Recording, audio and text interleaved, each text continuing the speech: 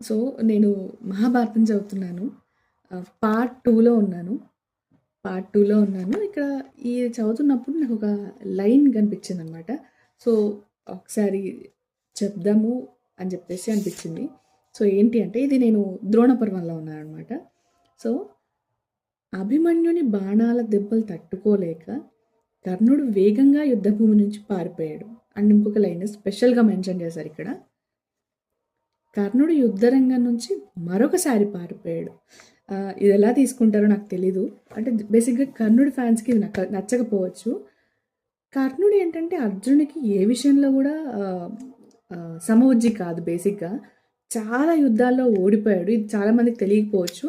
ఏంటి అంటే ఎవరైతే యాక్చువల్ మహాభారతం అంటే వ్యాసుల వారు రాసిన మహాభారతం చదువుంటారు, ఒరిజినల్ మహాభారతం, వాళ్ళకి మాత్రమే తెలుస్తుంది. చాలా తక్కువ మందికి తెలుసు కూడా.